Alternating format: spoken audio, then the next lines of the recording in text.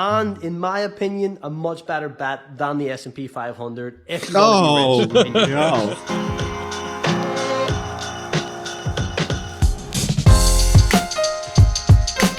Today, we're going to look at some TikTok videos we've had sent to us and give our guidance on if it's accurate or completely incorrect advice. This is how you could make $1 million in 15 years without starting a business, without taking massive risks, and without doing any work. Sound too good to be true? Yes, it does. Well, it's not. Let's talk compound interest. All right. And the most famous version of this is the S&P 500. The S&P 500 gives you, on average, 10.5% interest per year. Accurate? If you were to invest Roughly. $500 per month into this, over the course of 30 years, you would be a millionaire. But we don't have 30 years to waste. So let's come up with a better strategy. If we assume Bitcoin is $500,000 Bitcoin. in around Hold 10 on. Pretty sure I just saw if we assume Bitcoin we can't wait 30 years, so let's do Bitcoin instead.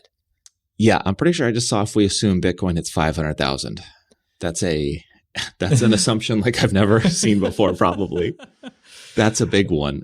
Oh, okay. I mean, if Bitcoin was going to get you there faster, why not do everything in Bitcoin instead of just doing... Is that what he's going to say? Well, I don't know. I'm assuming so. If he says, so he does say right here, I see the subtitles, which I think is optimistic. So maybe he's optimistic that 500K a coin in, what was it? 10.5%. I mean, he said interest, but 10.5% returns on average, which sounds right to me. I don't have that number in front of me. That sounds right. Yeah, roughly 10. I mean, that's pretty good. And it's pretty time tested. Bitcoin is not that battle tested like the S&P 500. Yeah, getting the S&P 500, if it's 10.5% with dividends historically as an average, is an amazing thing your money can do when all you need to do is deposit it into an investment account and leave it alone. better strategy. If we assume Bitcoin is going to hit $500,000 in around 10 years, which I think is optimistic but reasonable, and if we are to assume Bitcoin hits $1 million in 15 years, which is a little bit less realistic but certainly possible, here is how you could become a millionaire very easily. If you were to invest $300 per month into Bitcoin over the next 10 years, you would have $275,000 for a $36,000 investment, or $600,000 in 10 years. And if you can afford to invest $500 per month into Bitcoin over the next 10 years, you will have $600,000 or $1.1 million over the next 15 years. Now, these are all very achievable investment targets for someone who has a decent, normal paying job. And in my opinion, a much better bet than the S&P 500 if you want to be rich. No. Okay. It started off so smooth, and then it went down Bitcoin, which it's like, oh, he's going to talk about compound interest, which is, that's great. Not anti-Bitcoin at all. I think there was a lot of math in there I wasn't quite tracking of monthly deposit, which is looking at compounding. But I mean, Bitcoin's what, 18-ish, 19,000 a coin right now. Yeah. Why not just buy one coin? If it's going to be $1 million a coin in 15 years, that's just buy a coin. Yeah. Take out a loan. Do anything. If this is going to hit $1 million a coin, it's 18,000. For certain it's going to hit $1 million. I don't want to. Very achievable, he said. I don't want to go get my financial calculator to do kind of the present value and what this compounds at. But if that were to happen, that is such incredible compounding. If you were to do that and turn that money into that, you have outperformed Warren Buffett. You've outperformed Jim Simons. You are the greatest investor in the history of investing if you turn those couple $100 a month payments into $1 million in 15 years. You're the greatest ever. Again, nothing against Bitcoin, nothing against we actually, in our portfolios, we have a small allocation to Bitcoin because I think it's well worth it. It's a small allocation, like 2%. I mean, we don't know what Bitcoin is going to do, but I do think that the bullish case for it, if it really is a real currency that can dethrone other currencies, I mean, it deserves a small allocation in a portfolio. But that being said, I mean, we have our value at risk of 2%, so small, because there is a possibility it goes to zero or near zero. Yeah. And if this is your plan, don't put your only savings of $500 per month into all of one asset class. Bitcoin, this could very well not work out. Whereas the S&P, you're at least diversified amongst large cap 500 different companies. So. That's a good one. I like that one. The banks are totally going to hate me for this. But if you have a large sum of money and you don't know what to do with it, consider cash value life insurance. It's off the radar of the IRS. You don't have any 1099 to fill out. You don't get a 1099-R when you take loans or withdrawals, and your banker may not tell you about it. You know why? They don't get paid for it. I'll tell you who does get paid for it. Life insurance salesperson. And that's who's telling you about it. I've said this time and time again. There's if you look at buildings across big cities, some of the biggest buildings are banks. They're also insurance companies. Yeah. And the reason they have such big buildings is because they make so much money. And Yes. they don't make so much money because they're doing what's best for the client. They make money in other ways. They're not just giving you the best solution for your personal finances and able to sponsor football stadiums. It's not Right. quite how it works, unfortunately. I mean, you know me. I'm a bit of an insurance skeptic at heart. Because I've me too. come across a lot of sharks. I've come across a lot of bad products given to good intention but naive clients, and they've just been taken care of. And yeah, maybe I don't know why they're going on TikTok, but I'm sure that there's a lot of naive individuals on TikTok, and the sharks smell blood. So Yeah, I think the trend I see is there's this theory of, hey, this is what the rich are doing. This is what the wealthy are doing, and you should follow this. And that's usually not the best advice, because what somebody's doing, like what Jeff Bezos is doing to structure his personal finances, is probably not what a local W-2 earner who makes $80,000 a year should do. And Jeff Bezos didn't become rich by buying whole No, life insurance. he did not. This is usually, we talked about it in our I don't video know anybody of who became rich by buying whole life insurance. 0 people did. The people who sold it might have. Yeah. That person became rich off of it. Yeah. We talked about in our sequence of savings, right? Where should we save our money first? And occasionally there might be some places for a permanent life insurance solution, or estate planning could be involved in that, where there are certain insurance policies that potentially could make sense for somebody with $30+ million net worth To protect where those there assets. are asset protection, or there's something where an estate planning where children might inherit an estate or a business and there's no liquidity. They need a permanent insurance policy to pay out upon their death so that their heirs can pay the estate tax bill without having to sell assets. That's where policies like this can make sense. But that's the rarity. And what I've seen is like that. This is being sold as if it's a secret. Nobody knows about it. The IRS doesn't know about it. Yeah. Your bankers don't tell you about it. Like, I've got the secret you need. This is what the wealthy do. And it's just not the case. No, that's not the case at all. In this video, I'm going to expose the biggest tax loophole in history. Man. Aren't you sick of giving so much of your money to the IRS every year? Because I am too. What most people don't know is that there are legal ways and loopholes to get around paying taxes. If you have an LLC, a limited liability company, you just write taxes off at the end of the year.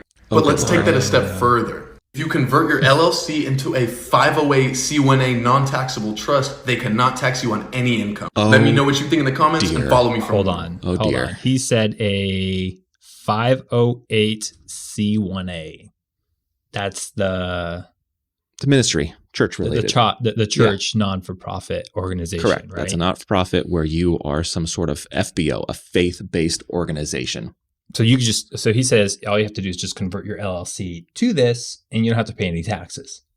That's what it sounded like. Yeah. As long a as you're doozy. running a church or some type of That's a doozy. Yeah. That's a religious another big trend organization. is trusts and LLCs. And LLC, I want to see it again, what he said about an LLC, because there's a common misconception that LLCs do something magical for your Oh, taxes. the writing off writing off expenses at the end of the that's year. got nothing to do with it. No, that's just you write off expenses. That's what all organizations Yeah. do. If you're a business, whether you have an LLC or not, if you have an actual business, you can Right. write off your expenses Even that as- are related to the yeah. business. If Yeah. you have an LLC, yeah, you can still do that, but you don't need an LLC to do that. An LLC is just a limited liability company. It's just a structure, but it's not a specific tax entity that gives you some sort of tax break. Yeah. I've seen this constantly on TikTok. It's, hey, create an LLC. Dude, TikTok, man. Which, first of all, you need a valid business to do. Like, you can't just write off. And plus, there's the hobby rule, which is where the IRS, if you aren't earning a profit 2 out of 5 years, the IRS is going to say, you clearly have a hobby. You're calling a business. We're not going to let you go and write off everything related to this because you're clearly not running a business, because a business is designed to be for profit. Right. And it looks like you've created a sham business to try to write off your cell phone bill or your home office. And or- that's clearly what this guy is kind of alluding to. It's like, hey, there's a great way to minimize your taxes. But he takes it an impressive step further and says to I mean- create a charitable organization at the end, which is, I no offense to this person, don't know them. That's what we would probably call tax fraud. Yeah, no, this is That's- tax fraud. You can't just create an LLC when you don't for a non-business and say, I've got a business when you don't, and then somehow funnel that money into a faith-based organization charity to be exempt from paying tax. I don't know. This gets a very low grade. This is probably a 0 out of 10 on this one. This is, I don't Negative. even give it 1 point. Maybe -2. Yeah, for- I like the idea of giving points. You're probably going to jail. Let's do This that. is- This this is big time a fraud. 0 out of 10. This is a Yeah. 0 out of 10 with All no right. explanation. He just ends the video. Hi there, my name is Liz. I just quit a financial advising job because they wanted me to try to upsell people and sell them things that they don't need. Okay. So I'm going to Yep. give you free advice. I like it. Number one piece of advice, especially if you're someone like me in their early to mid 20s who just started working or you just graduated and just got your big girl job, look for what is called an IUL account. Oh, dear. Many different variations, but the basic premise of an IUL account is that it is a life insurance policy that can also be used as a savings account. Oh, You no. pay into this life insurance policy that also accumulates cash value that you can use while you're alive. So it's not just a just in case, oh, when I die, my family can pay for stuff. It's also to help you save for things like retirement. And when you finally get that money out for your retirement, it's tax free. And I know that you're probably thinking, but Liz, I already have a Started out savings so account. good. Sure, I'm sure you did. do. I do too. But your savings account probably gets you anywhere from 0.1 to maybe 1%. An IUL account can grow your money at anywhere from 3 to 10%. So let's say, a big for range. example, Very big range. you set up a policy that gives you $500,000. And the payments on that policy are $300 a month. Just as an example. Why is she doing There are a her makeup ton while of different talking about this? variations I of don't know. policies out there. This good is just question. an idea. That cash value isn't just sitting there in some bank account. It is actually being invested by the insurance company for you in high yield but yet very safe investments. No. Now let's say you fall on hard times and you can't afford $300 a month. Most policies will allow you to pay as low as half and still keep your policy. So you can pay down to like $150 a month and still keep all of the benefits of your same policy while it's still accumulating that cash value. It just won't accumulate as quickly because you're not depositing as much. But Liz, what if I start making more money and want to pay more on it? A lot of policies will let you pay a little bit more on it up to a certain degree, but you can always open another one. Keep 2 different policies open. Please don't. And that way you have investments into different things. So on the off 2 different chance that things, something it's horrible 2 of the happens, same. you have a more varied portfolio. So you've been saving in an IUL account for But you're most of your diversified, right? life. Yeah, you got 2 And separate you're ready accounts. to retire. You tell the company, I want $75,000 as my yearly salary from my account. What they will do is they will take that from the cash value of your policy, which has been accumulating over all this time, and money give you've it to already you paid. while the rest of the money is still getting continually your money back. investing in itself and growing without you having to do anything to it. You can also set up an account for your kids as young as 16 days old for things like weddings and Don't college open up and an things like that. IUL for College, your kid. or you could just open up a college account. That was something else. It started off good. We've Yeah. seen a lot of advisors. There's a lot of people that feel like they have to sell stuff. If Yep. you're in an insurance environment or maybe at a bank or a brokerage, sometimes you feel like you have to sell that company's proprietary product, right? I Yep. work at a bank. They want me to open checking accounts and mortgages.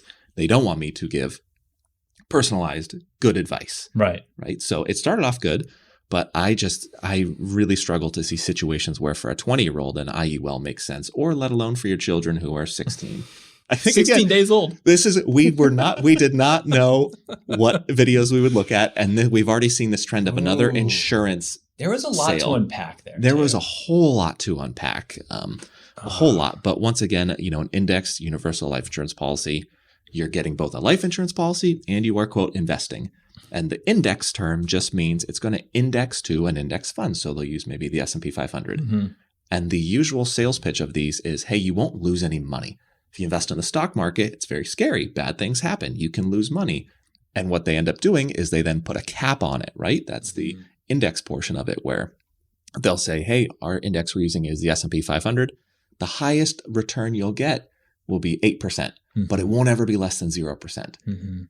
And what people don't realize is just that skewness of investment returns, where the investment is positively skewed and the reality is, while it might average 10%, it rarely ever returns that. Right. It's not really returning between 5 and 12%. It's negative numbers or it's really high positive numbers. Like positive 32%. So if you have a 2021 where the market returns 29% or something like that, and you're capped at 8%, your insurance company gets to keep that huge difference.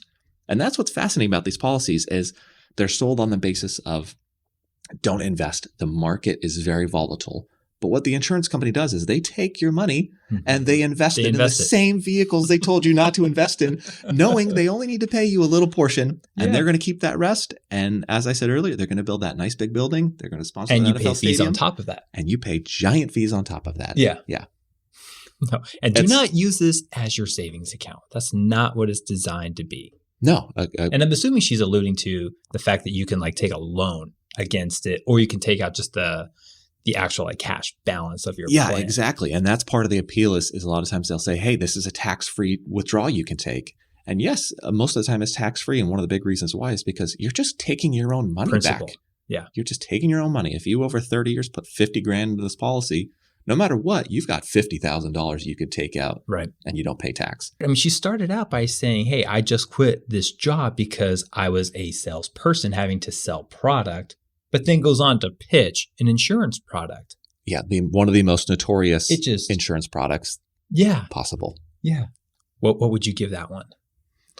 What do we do on our scale? 0 out of 10? 0 out of 10. I mean, Do we even give that I one? can't give points. I can't give give a points. point for that one either. I mean, Maybe it's a 1. maybe I give it 1 for the very beginning that she quit her job because she did not like being a salesperson. So you got to give her Yeah, at least a respect point for that. Yeah. But yeah, the other 9 points, I didn't see anywhere I could give her any points Oh, for wow. that. Okay. This is a strong start. Man. Making millions of dollars in crypto is not rocket science. Buy early on the right projects and sell near the all-time high. I wish it was that Buy easy. the right project. Why didn't we all just sell stocks a few months ago before it went down and then just buy them before it goes back up and just do so that? simple. Just keep doing that over and over again. I mean, that's what all the great investors do, Why right? is it so hard? Yeah. Yeah, just buy it on its way up and then sell it at the top and then find the next thing and then buy that and sell it at the top. And if it's high, just wait. Yeah. Just wait till it goes back down. Yeah. And then buy. Because That it is was- going to go back up. I think that was a 10 out of 10 for me. That was was- sound advice. No, that was great. Yeah, that was great. Well, this was fun. Yeah, this was good. This was good. Yeah. We Until gotta do next this time, we'll be doing this again. All right. Thanks for listening to The Wealth Fix. We created this show to educate people like you to make smarter financial decisions.